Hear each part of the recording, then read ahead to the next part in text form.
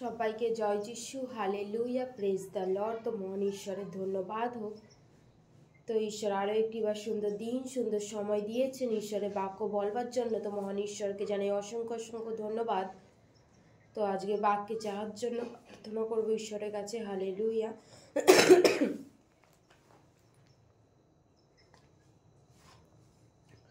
Hallelujah, hallelujah, hallelujah. ধন্যবাদ ঈশ্বর, তোমায় ধন্যবাদ দিই। সর্বশক্তিমান ঈশ্বর, তোমায় ধন্যবাদ দিই।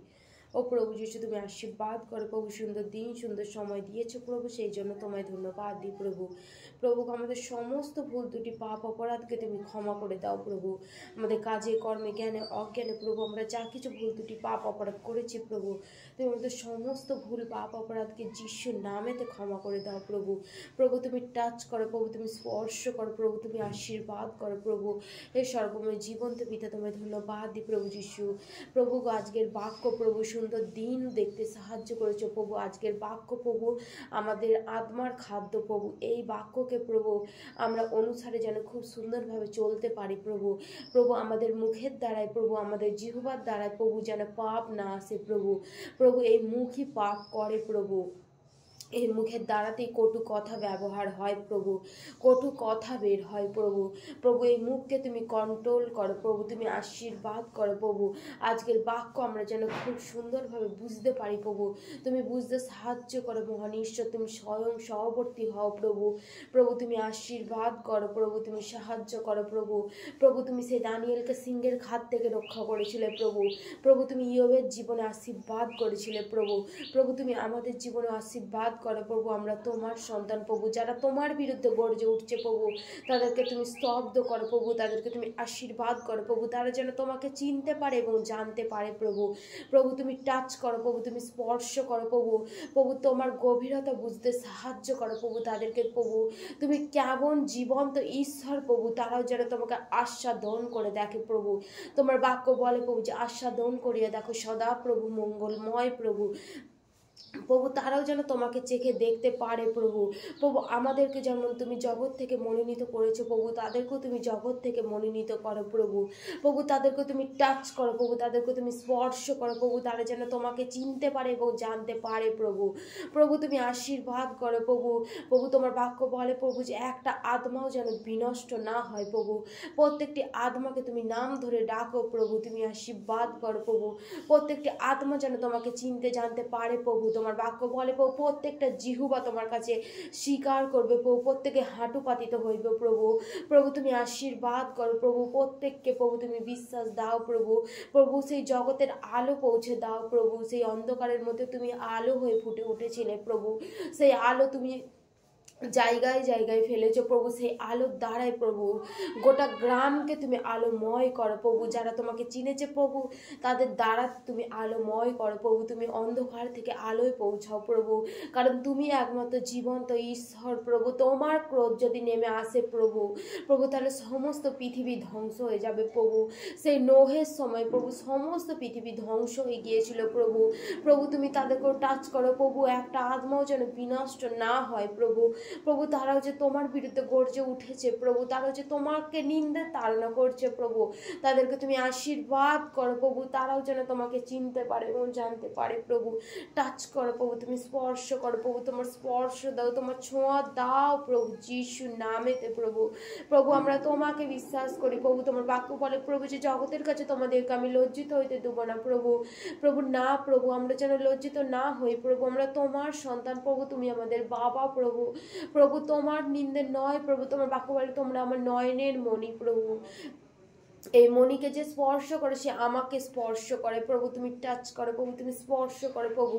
যারা এই চ্যানেলে তোমার ভিডিও দেখবে প্রভু, তাদের প্রত্যেককে তুমি টাচ করো প্রভু। যারা যা কিছু সমস্যা নিয়ে এসেছে প্রভু, যার কিছু সমস্যা আছে প্রভু, তুমি টাচ করো প্রভু। তোমার নামের কাছে সেই শক্তি আছে প্রভু, তোমার নামের কাছে সেই ক্ষমতা আছে প্রভু। একমাত্র তুমি জীবন্ত ঈশ্বর প্রভু, যে সমস্ত কিছু করিতে পারো প্রভু। তোমার বাক্য বলে প্রভু যে আমার কাছে অসম্ভব কিচ্ছু নয় প্রভু। প্রভু, তুমি আশীর্বাদ করো প্রভু। প্রভু, সে আমার বাবার যখন ওরকম হয় প্রভু, যখন তিনি নিদ্রা যায় প্রভু, প্রভু তখনও সেই ঝড় এসেছিল প্রভু, প্রভু সেই ঝড়কে তুমি স্তব্ধ করেছিলে প্রভু, প্রভু তুমি সমস্ত ঝড় প্রভু, যেখানে জায়গায় জায়গায় তোমার নিন্দে তাড়নার ঝড় উঠেছে প্রভু, সেই ঝড়কে তুমি স্তব্ধ করো প্রভু, তুমি আশীর্বাদ করো প্রভু, প্রভু তুমি সাহায্য করো প্রভু, সেই ঝড়কে তুমি পারো স্তব্ধ করতে প্রভু, তুমি আশীর্বাদ করো প্রভু যিশু। তোমায় ধন্যবাদ দিই সর্বশক্তিমান ঈশ্বর, তোমায় ধন্যবাদ দিই প্রভু যিশু। হালেলুয়া প্রভু, আজকের বাক্যে দ্বারা খুব সুন্দরভাবে তুমি আমাদের বুঝতে সাহায্য করো প্রভু। থ্যাংক ইউ লর্ড জিসাস, প্রভু যিশু তোমায় ধন্যবাদ। Hallelujah, amen amen amen. তো আজকের বাক্য লূক লিখিত সুসমাচার 9 অধ্যায় 57 থেকে পড়ব। তাহারা পথে যাইতেছেন, এমন সময়ে এক ব্যক্তি তাহাকে কহিল, আপনি যে কোনো স্থানে যাইবেন, আমি আপনার পশ্চাৎ যাইব। যিশু তাহাকে কহিলেন, শৃগালদের গর্ত আছে এবং আকাশের পক্ষীগণের বাসা আছে, কিন্তু মনুষ্যপুত্রের মস্তক রাখিবার স্থান নাই। আর একজনকে তিনি বলিলেন, আমার পশ্চাৎ আইসো। কিন্তু সে কহিল, প্রভু, অগ্রে আমার পিতার কবর দিয়া আসিতে অনুমতি করুন। তিনি তাহাকে বলিলেন, মৃতেরাই আপন আপন মৃতদের কবর দিউক, কিন্তু তুমি গিয়া ঈশ্বরের রাজ্য ঘোষণা করো। আর একজন কহিল, প্রভু, আমি আপনার পশ্চাৎ যাইব, কিন্তু অগ্রে নিজ বাটির লোকেদের নিকটে বিদায় লইয়া আসিতে অনুমতি করুন। কিন্তু যিশু তাহাকে কহিলেন, যে কোনো ব্যক্তি লাঙ্গলে হাত দিয়া পিছনে ফিরিয়া চায়, সে ঈশ্বরের রাজ্যের উপযোগী নয়। হালেলুয়া। আমরা বাক্যের মধ্য দিয়ে বুঝতে পেরেছি যে এখানে কোন প্রচারের কথা বলা হচ্ছে, যে লূক লিখিত সুসমাচার। তো লূক কে ছিলেন? লূক একজন চিকিৎসক ছিলেন এবং ডাক্তার ছিলেন। হালেলুয়া। তো দেখো, আমরা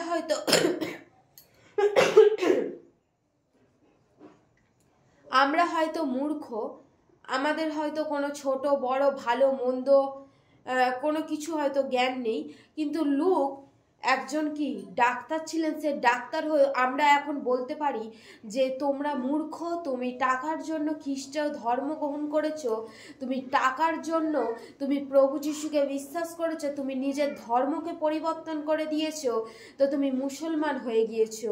হালেলুয়া। আমরা এরকমই বলি যারা খ্রিস্টকে বিশ্বাস করে। কিন্তু ঈশ্বরের বাক্য এখানে বলছে যে লূক একজন ডাক্তার ছিলেন। তো সেই ডাক্তারের কিসের এমন পয়সার অভাব হয়েছিল যে প্রভু যিশুকে তিনি বিশ্বাস করলেন এবং তিনি তার ধর্মকে পরিবর্তন করে খ্রিস্টানে গেলেন? তার কিসের এমন দরকার ছিল? কিন্তু না, এটা কি কোনো ধর্ম পরিবর্তন নয়। লূক একজন ডাক্তার ছিলেন এবং সে এমন জ্ঞানী ছিলেন এবং তার পড়াশোনায় জ্ঞান বুদ্ধি থেকেই তো তিনি একজন ডাক্তার হয়েছিলেন। তাহলে আমরা এখন বলতে পারি যে আমরা মূর্খ বলেই হয়তো খ্রিস্টানকে বিশ্বাস করেছি। কিন্তু তিনি সেই তখনের যুগে তিনি একজন প্রিয় চিকিৎসক এবং তিনি একজন ডাক্তার ছিলেন এবং সেই ডাক্তার থেকেও কি তিনি প্রভু যিশুকে বিশ্বাস করেছিলেন। হালেলুয়া। আমরা কতজন সেই লূক লিখিত সুসমাচার দেখে আনন্দ পাই, কতজন পাই? কারণ এখানে এইটাই কারণ যে আমরা এখনো মানুষ, আমাদের মুখ দিয়ে কটু কথা বাহির হয়, আমরা এই মুখ দিয়ে, আমরা এই জিহ্বা দিয়ে যাকে তাকে যা ইচ্ছা বলে দিতে পারি। আমাদের কোনো জ্ঞান থাকে না যে আমরা কাকে কি কথা বলছি, কোন কথাটা আমাদের যুক্তিতে যাচ্ছে, কিন্তু আমরা সেইটা ভাবি না, কিন্তু আমরা বলে দিই। কিন্তু এখানে ঈশ্বরের বাক্য বলছে যে লূক একজন ডাক্তার হয়েও সে খ্রিস্টকে বিশ্বাস করেছিল, কারণ তিনি তো একমাত্র ঈশ্বর ছিলেন, একমাত্র ঈশ্বর যার কোনো তুলনা হয় না। তিনি জীবন্ত ঈশ্বর। লূক নিশ্চয়ই সেই সময় সেই মুহূর্তে দ্বারা হয়তো অনেক নিন্দে তাড়নার মধ্যে দিয়ে গেছে, কিন্তু তবুও কি সেই ঈশ্বরের সুসমাচার প্রচার করেছে এবং লূক কি তার প্রচারকে তুলে ধরেছে, তার সুসমাচারকে কি তুলে ধরেছে। হালেলুয়া। সেই জন্য আমরা কি সেই দিনের পর দিন প্রভুকে গ্রহণ তো করে নিয়েছি, কি প্রভুকে তো বিশ্বাস করে নিয়েছি, কিন্তু আমাদের বাইবেল শেখার সময় থাকে না, আমরা কি বাইবেল পড়ার সময় পাই না এবং ঈশ্বরের সুসমাচারকে প্রচার করতে পারি না। কারণ আমরা ভাবি হয়তো কেউ অসুস্থ লোক, হয়তো যদি আমরা তার কাছে গিয়ে বলি, তখন সে যদি মারা যায় তখন লোকে আমায় কি বলবে? আরে মারা তো ঈশ্বর তার আয়ু দিয়ে রেখেছেন। ঈশ্বর তুমি তার কারণে গিয়ে পৌঁছাও সুসমাচার। আমরা এইটা ভয় করি, কিন্তু না, আমরা ঈশ্বরের বাক্য তো এখানে বলেই দিল যে আমরা ঈশ্বরকে যেহেতু বিশ্বাস করেছি, আমরা কি ভয় করব না। আমরা মাঠে যখন খেলতে নামি, যখন আমাদের কোনো অসুবিধা হয়, তখন কি আমরা সেই খেলাটাকে বন্ধ করে মাঠ থেকে উঠে চলেছি? না, সে খেলতে নেমেছি তো শেষ পর্যন্ত খেলাটা শেষ হলে তবেই উঠে আসি। সেরকমই ঈশ্বর আমাদেরকে মনোনীত করেছেন, তার মানে কি ঈশ্বর আমাদের সঙ্গে রয়েছেন। তা ঈশ্বরের বাক্য বলছে কি, ভয় করিও না, সাহস করো, কারণ আমি তোমাদের সর্বক্ষণ সঙ্গে সঙ্গে আছি। ব্যাকুল হইও না, কারণ আমি তোমার ঈশ্বর, আমি তোমাকে পরাক্রম দিব। তাহলে আমরা কেন ভয় করব? কিসের জন্য ভয় করব? কোনো মানুষকে দেখে আমরা ভয় করব না, কারণ কোনো মানুষ আমার কিছুই করতে পারবে না। মানুষকে দেখে না, ঈশ্বরকে ভয় করব এবং ঈশ্বরের আজ্ঞাগুলোকে ভয় করব এবং আমাদের মুখে সেই লাগাম দেব, কারণ আমাদের মুখে সেই ঈশ্বরের বাক্যই বলেছি না, সেই জালতি বাঁধার মতন মানুষের মুখে দেওয়া হবে। তো আমরা সেই করোনার সময় দিয়েছিলাম যে আমাদের মুখে কি মাস্ক পরানো হয়েছিল, যেমন গরু যেমন কোনো অন্য লোকের ঘাস খেয়ে নেওয়ার জন্য তার মুখে জালতি বাঁধা হয়, কোনো ছাগল তার মুখে জালতি বাঁধা হয়, সেই রকমই আমাদের মুখে ঈশ্বরের বাক্যে তো লেখাই আছে, সেরকমই কি আমাদের মুখেও জালতি বাঁধা হয়েছিল। হালেলুয়া। তো ঈশ্বরের বাক্য কি আস্তে আস্তে পূর্ণ হচ্ছে। আমরা যদি দেখি চারিদিকে ঈশ্বরের বাক্য বলছে, যেমন গ্রীষ্মকাল যেমন পাতা বের হয়, যেমন আমরা যেমন দেখে বুঝতে পারি যে গ্রীষ্মকাল সন্নিকট, সেই রকমই আমরা সেই ঈশ্বরের বাক্য অনুযায়ী আমরা দেখছি যে ঈশ্বরের বাক্য বলছে কতই না মানুষ পাপের মধ্যে ডুবে আছে, কতই না মানুষের অন্ধকারের মধ্যে ডুবে আছে।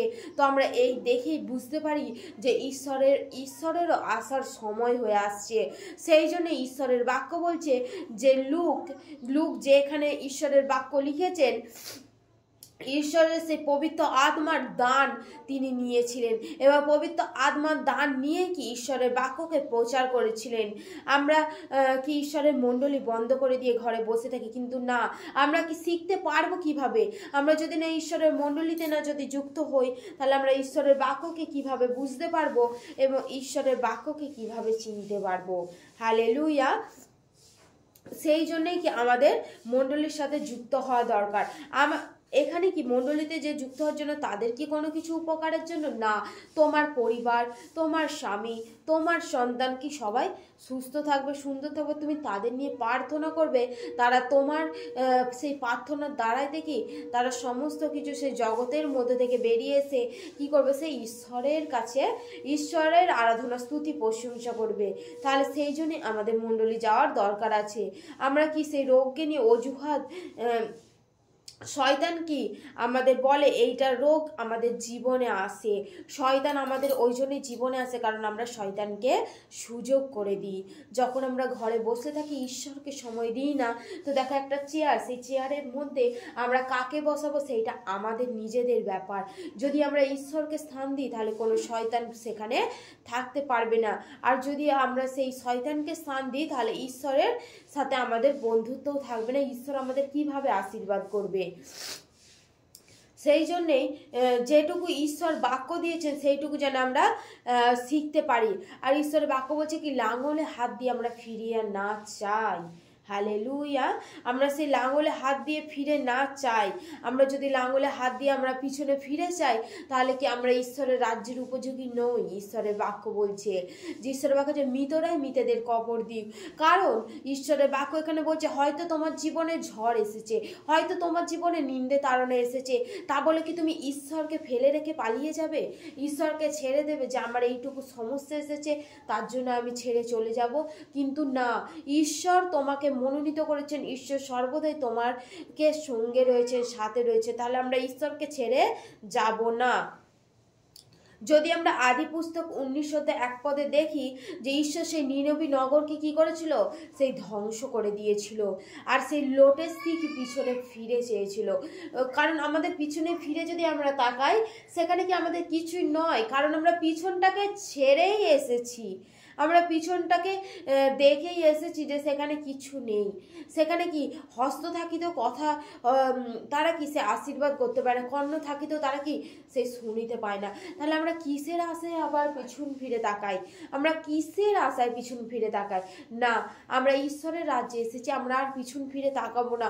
ওখানে হয়তো আনন্দ আছে, ওখানে হয়তো কি জগতের ক্ষণিকের মতন আনন্দ, কারণ আমরা সেজে গুজে দেখো সেখানে কি হয় না, আমরা কি কেউ কি এখানে বলতে পারবে যে প্রভু যিশুর গির্জায় যারা আসে, যারা প্রথম ঢোকে তারপরে যখন বেরিয়ে আসে এরকম টলমল করতে করতে বেরিয়ে আসে, কেউ কি বলতে পারবে? না, কেউ বলতে পারবে না। কিন্তু তুমি প্রত্যেকটা প্যান্ডেলে গিয়ে দেখো, প্রত্যেকটা গিয়ে সে আরাধনার স্থানে গিয়ে দেখো, ওদের ওখানে আরাধনার স্থানে ভালোভাবে মানুষগুলো ঢুকলো আর আসার সময় কি সেই মাথা পাতা ঘুরিয়ে নিয়ে আসছে। কেন? কারণ তারা সেখানে মদ খেয়ে এসেছে।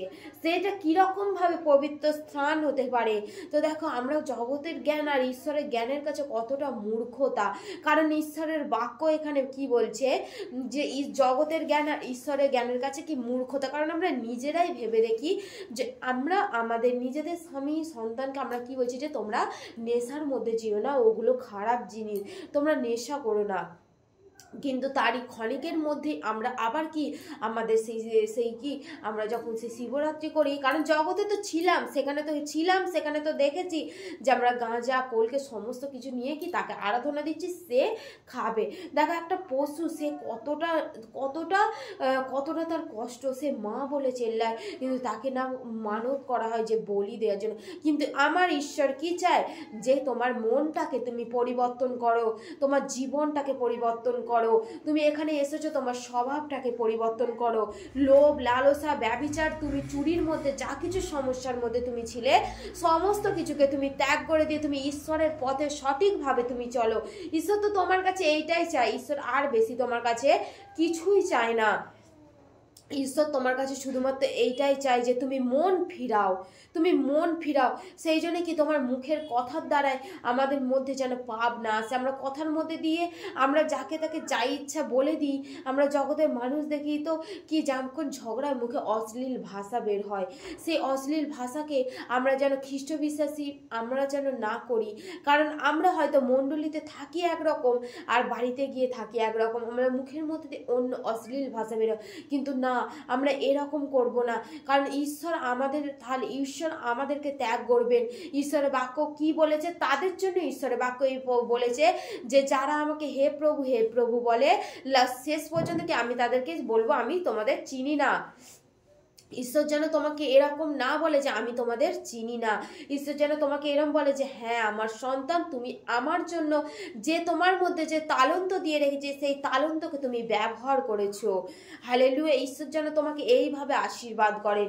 ঈশ্বর যেন তোমার মুখকে ব্যবহার করেন, তোমার মুখকে ব্যবহার করেন যেন তোমার ধার্মিকতা প্রকাশ করবার জন্য, তোমাকে ধার্মিক বলে গণিত করবার জন্য। আমরা যেন সেই মুখকে কোনো অশ্লীল ভাষা দ্বারা ব্যবহার না করি যে আমাদের এই মুখ আছে, আমাদের এই জিহ্বা আছে, যাত্রার সাথে আমরা সেই জগতের মতন ঝগড়া লেগে গেলাম না। আর এখানে ঈশ্বরের বাক্য কি বলছে যে যে কেউ সেই লাঙলে হাত দিয়া পিছনে ফিরিয়া যায় সে ঈশ্বরের রাজ্যের উপযোগী নয়। যেন আমরা সেই লাঙলে হাত দিয়ে পিছনে ফিরিয়া না চাই, তাহলে কি আমরা ঈশ্বরের রাজ্যের উপযোগী হব না। আমরা যেন ঈশ্বরকে চিনেছি জেনেছি, যতই যাই আসুক। সেই শিষ্যেরা ভয় পেয়ে গেছিল কিন্তু তবু কি প্রভু যিশুকে ছেড়ে দেয়নি। তারা কি ঈশ্বরের প্রতি স্থির ছিল, বিশ্বাসে মজবুত ছিল।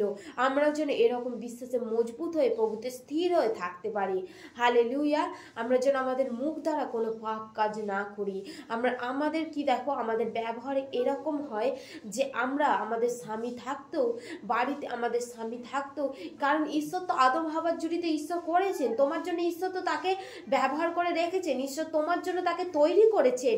তুমি কি তবুও কি আমরা কি অন্য জন মানে অন্য পুরুষ অন্য নারী তাদের সাথে কথা বলতে কি হয় না আমাদের একটু বেশি ভালো লাগে, আমাদেরকে একটু বেশি ভালো লাগে, আমাদের একটু মনে বেশি আনন্দ হয় যখন তার সাথে কথা বলে যেন স্বর্গ সুখ পেয়ে গেছি এরকম আমাদের মনে হয়। কারণ আমরা তো বাস্তবে দেখছি এরকম, কিন্তু এরকম বিষয় নয়। কারণ ঈশ্বর তোমার জন্য তোমার জুরি করেছেন তাকে নিয়ে তুমি সন্তুষ্ট থাকো। কারণ ঈশ্বর তোমার জন্য, তোমারটা মনে হতেই পারে যে কালো, তোমারটা মনে হতেই পারে যে বেটে, তোমারটা মনে হতেই পারে যে স্মার্ট নয়, কিন্তু ঈশ্বর তাকেই তোমার জন্য তৈরি করে রেখেছেন, ঈশ্বর তাকেই তোমার জন্য ব্যবহার করে রেখেছেন। সেই জন্য তুমি তাকেই নিয়ে চলো শেষ পর্যন্ত। হালেলুয়া। আমরা যেন মুখ দ্বারায় পাপ না করি। ঈশ্বরের বাক্য দ্বারা আমাদেরকে খুব সুন্দরভাবে বোঝালো যে আমরা পিছনে ফিরিয়ে যেন না চাই, আমরা যেন ঈশ্বরের বাক্য অনুযায়ী চলতে পারি। হালেলুয়া। মহান ঈশ্বরের ধন্যবাদ হোক। ঈশ্বরের বাক্যে ঈশ্বর আশীর্বাদ করুক। আমেন।